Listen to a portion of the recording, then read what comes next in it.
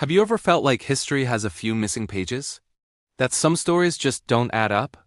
We're taught that history is a chain of events, one leading to the next. But what if there are forces working behind the scenes, pulling the strings, and shaping our world in ways we can't even imagine? Today, we're diving deep into the rabbit hole, exploring the disappearances of historical figures that defy explanation and point to a chilling possibility: a hidden network controlling the course of human history. Let's start our investigation with a name you might not know, but whose disappearance sent ripples through the early 20th century. Louis Le Prince. Ever heard of him? Probably not. You know, Thomas Edison, the supposed father of motion pictures. But what if I told you Le Prince invented a working motion picture camera years before Edison? In September 1890, Le Prince was on top of the world. He was about to travel to New York to unveil his groundbreaking invention, a move that would have changed cinema history forever. He boarded a train in Dijon, France, to visit his brother in Paris before his big trip. He and his luggage were seen on the train, but when it arrived in Paris, he was gone, vanished. No body, no luggage, no sign of a struggle. He simply disappeared from a moving train. How is that possible? His family suspected foul play, pointing fingers at his chief rival, Edison, who conveniently patented his own motion picture device shortly after Le Prince vanished. Was this a case of industrial espionage taken to the extreme? Or the first move by a shadowy group to control a new, powerful medium of influence? The pattern of brilliant minds disappearing just before a major breakthrough continues. Let's jump to 1938. Ettore Majorana, a brilliant Italian physicist, was a prodigy on par with geniuses like Galileo and Newton. He was a key member of the Via Panisperna Boys, a team of scientists in Rome that included Nobel laureate Enrico Fermi. Majorana made stunning contributions to nuclear physics and was rumored to have uncovered secrets of the atomic nucleus far ahead of his time. Then, one day, he simply vanished. He took a boat from Palermo to Naples, leaving behind a cryptic note about his disappearance. He was never seen again.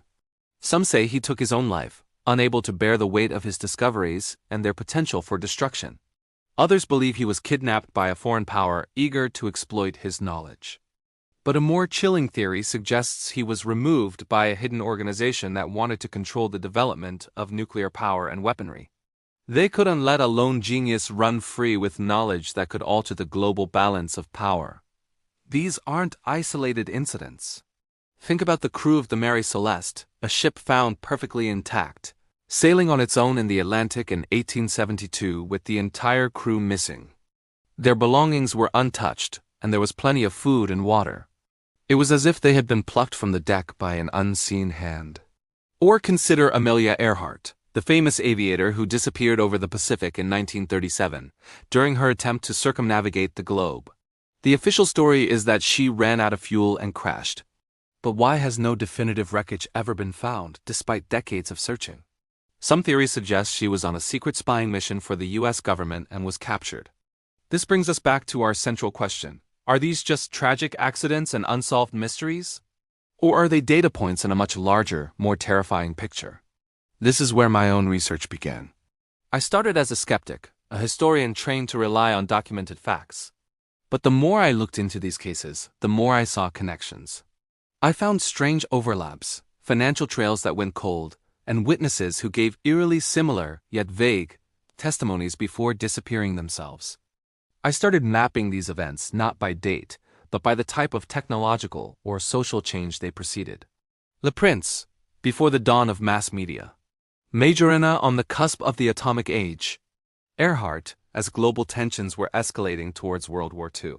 It seemed that every time humanity was on the verge of a major leap, someone pivotal would be taken off the board. The goal wasn't to stop progress, but to control it. To steer it. I began to uncover what I can only describe as a network. It has no name, no headquarters. It operates in the shadows of corporations, governments, and secret societies.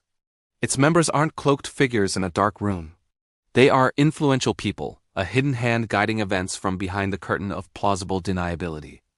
I found evidence of this network's influence in the assassination of key political leaders who advocated for peace or radical economic reform, always right before a major conflict or financial crisis that benefited a select few. I found their fingerprints on suppressed technologies, inventions for clean energy, Cures for diseases that vanished along with their creators, because they threatened established industries and power structures. Think about it. Who benefits from controlling the narrative of history? Who benefits from controlling the pace and direction of technology? The same people who control the flow of money and power. This network isn't about one country or one ideology. It's about maintaining control. They are the gatekeepers of progress. They decide which ideas flourish and which die. They remove the wild cards, the brilliant, unpredictable individuals like Le Prince and Majorana, who could change the world in ways they cannot manage. The disappearance of Harold Holt, the Australian Prime Minister in 1967, is another piece of the puzzle. He went for a swim at a beach and was never seen again. Holt was known for wanting to shift Australia's foreign policy away from its traditional allies and engage more with Asia. He was also reportedly considering pulling Australia out of the Vietnam War. His disappearance conveniently removed a major obstacle to the established Cold War order. Coincidence? Or another carefully managed retirement? My research led me to believe this network uses a sophisticated methodology. They don't always resort to overt violence.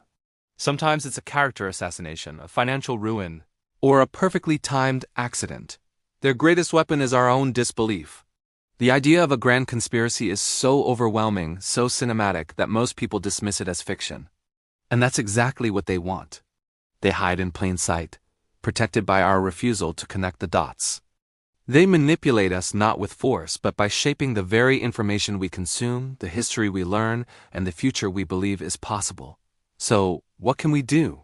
The first step is to question everything. Don't accept the official story at face value. Look for the missing pieces, the unanswered questions. When you hear about a sudden, inexplicable tragedy involving a person of influence, ask yourself, cui bono? Who benefits? The truth is out there, but it's buried under layers of misinformation and distraction. This network thrives in the dark. The only thing that can challenge it is light. The light of curiosity, of critical thinking, of a public that refuses to be led blindly. The disappearances of these historical figures are not just sad footnotes in our textbooks. They are warnings. They are clues to a power struggle for the very soul of humanity that has been raging for centuries. The next time a story doesn't add up, don't just shrug it off. Dig deeper. The rabbit hole is dark, but the truth is worth finding. Thanks for joining me on this journey into the shadows. If this made you think, hit that like button and subscribe for more deep dives into the history they don't want you to know. Stay curious.